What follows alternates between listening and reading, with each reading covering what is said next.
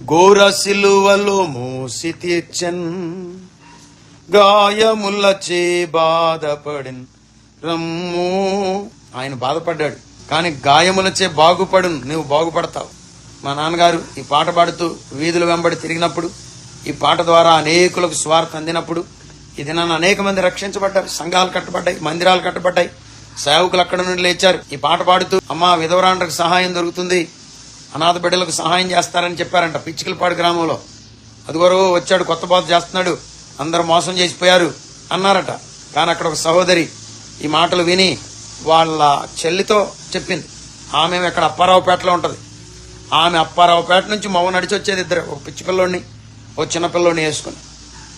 చూసారు, ఆ దినాల్లో సువార్త ప్రకటించగా దొరికిన ఆత్మలు, తండ్రి లేడు చనిపోయాడు, ఒక పిల్లోడు పిచ్చోడు, ఒక పిల్లోడు, ఇద్దరు కూడా అమాయకు పిల్లల్లాగా వచ్చి, ఆమె అసలు మరీ అమాయకురాలు కుమారని ఉండేది.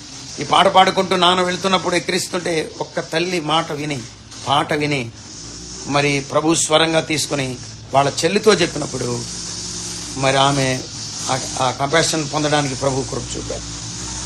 నేను ఎక్కడ గన్నవరంలో వాక్యం చెప్పా, వాక్యం అయ్యేసరికి కుటుంబం వచ్చేశారు. పాస్టర్ గారు నన్ను గుర్తుపట్టారా అన్నాడు పిల్లడు. నేనండి కాటూరి కోటేశ్వరరావుని, కుమారి కొడుకునండి, కంపాషన్ వచ్చేది కదండి, మీ నాన్నగారు మాకు సహాయం చేశారు కదండి, తద్వారా మేము దీవించబడ్డాం. నేను తర్వాత ఇక్కడ డ్రైవర్గా చేరాను, తర్వాత రియల్ ఎస్టేట్లోకి వెళ్ళాను, తప్పనిసరిగా మీరు మా ఇంటికి రావాలి, ప్రార్థన చేయాలని ఆ పిలిచిన పాస్టర్ గారిని పర్మిషన్ అడిగి తీసుకుని వెళ్తే, ఓ అనాథ పిల్లాడండి, దిక్కుమాలిన తల్లిగా వచ్చేదండి ఆమె. ఆ ఇల్లు చూసి నేను ఆశ్చర్యపోయా. భార్య రక్షణ పొందిందంట, బిడ్డలు ఎదిగిపోయారు, ఆ పిల్లలు దీవించబడ్డారు, వాళ్ళ కుటుంబ పరిస్థితే మారిపోయింది. అందరూ భక్తిలో ఉన్నారు. దీవించే పిలుపు, ఆశీర్వదించే పిలుపు, పరిస్థితులను మార్చే పిలుపు, అద్భుతమైన పిలుపును ప్రభు అనుగ్రహిస్తుంది. Things can be changed, hearts can be changed, thoughts can be changed, situations can be changed with this call.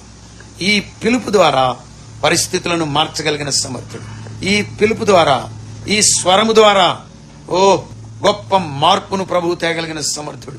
ఆ పిలుపుగా ప్రభువు నిన్ను ఎన్నుకున్నాడు, ఆ స్వరంగా ప్రభువు నిన్ను ఎన్నుకున్నాడు, ఆ కృపలో ప్రభువు నిన్ను ఉంచాడు.